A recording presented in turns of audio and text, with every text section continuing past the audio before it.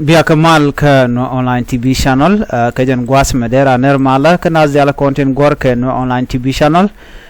kun yal posye ya moja pal point gwas netin content yenten bana jome bana ja link ka jalera me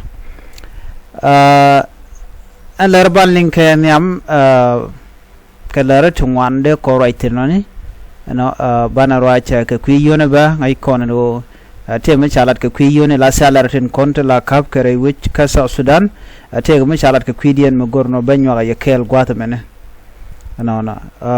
kan kono nyam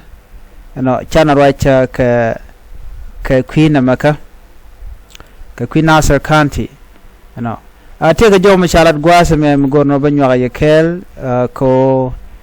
la Nasser County no ko la Ramadan la commissioner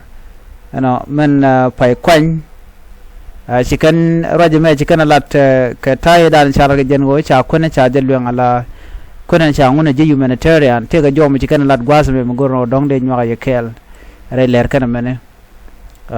bu kontin koni kan galat gwas me banaka lat kel so an walle shanga jandang raw wide bakel ka paidi ron kina dang raw wide jandang raw wide diech bana jome ban jedin kel an menen yen magwata me Nasser ka jawo cha kwen pingwata me enana the commissioner of Nasser County in Upper State wajen che look ke she denied no telekon misha yarki misha luɛŋ a ji humanitarian ke kona sha distribute a ji relief kana telekon misha luɛŋ ka jawo ran kana lat kani kwene shanung a minister of humanitarian affairs kene disaster management rewi kana sar kana lang counties kwene dan kana nong kana tala luɛŋ mutrede kan man chala ngo ite kwene mo te ke luɛŋ kana she tok kane en kwen nong president sabe ke mayadit kata dan en humanitarian crisis dit ke jere wi kana sar kan walang jan do badana na non kan kwen kaje man ku ko la gor gwaz me de ko na linkedin na me kwen no nga gwanter la tok no gwanter mala jen go chuina rewi kana sar kan wulang anga matuga si jan point kir me yadit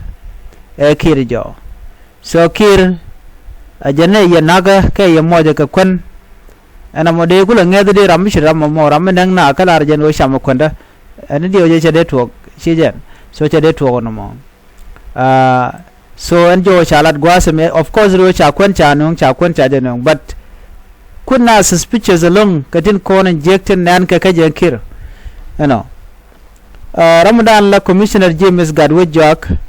chelaro nena en do badan la ke jeno te ka kwen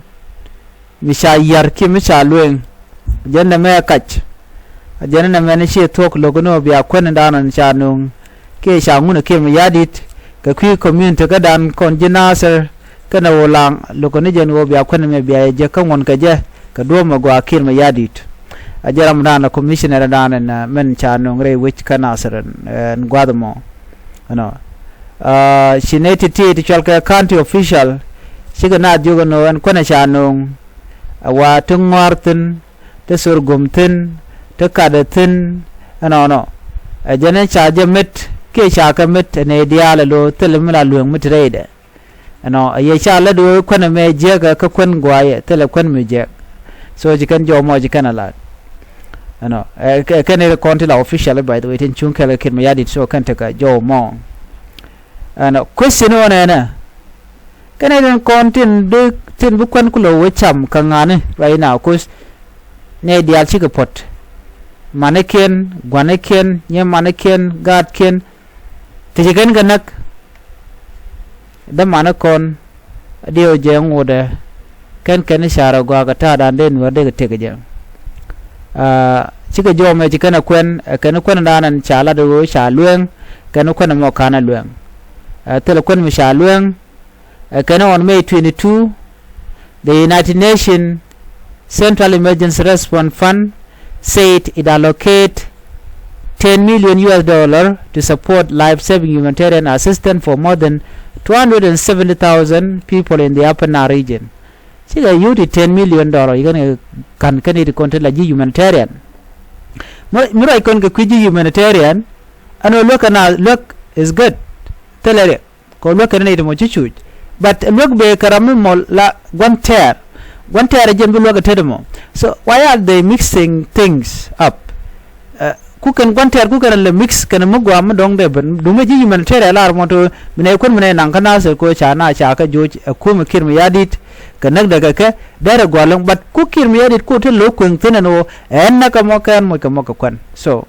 kwana na mo de nok no kwana cha de nok ma kun me je chi kwana gwa. The funding, according to the United Nations Office of Humanitarian Affairs, would target communities in 6 high-risk countries, including Kanal Pigi, Fangag, Ayud, and Akobo in Jonglei State, and Panyakang and Fashura in Upper State. Go the tea, the Shanende, go the Kwan Bakwan Baganangton,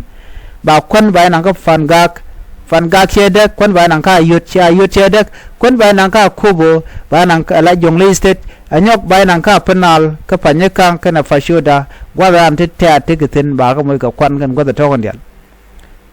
akil me yadi de jaram danen ngun kwen ajen top kwan gwa mo so nang credit logane di che destroy ke che yat che dak che buke bomni che so dio je che chero de lut jin chine iti shinak shiga de kogo janga kwana kam ku le goro ku kal entire population ku je le gorno be je nek de kula ngaji dinum maya de ngaji ko cha ngai ji ramadan dong nek na so cha je de ngat so na mo she chuong ka cha je de ngat ka jo dan en shalat ke je so okay gwada me ka jo shalat ka kwiyo ne tinde kabre wi ka so sudan wa ka shanga jandanga ro diok shalat do ne ne cha yu cha ka nang gonzen ko ne de kul distributin ano ka bang ngai ko ne no ko gwade dan kum so sudan cha la do no de ne dia de lep ke bang ne ke bang akan so ken civil servant ne dia ram go yo ke ba kap ko yo ano mila let wa yu ko de ka jeng ne ka bang ban mi tele je bang so nyu de no dong yu to chi bu jek so gor je no de ro register ka jo ran ka lat ke je so shi jen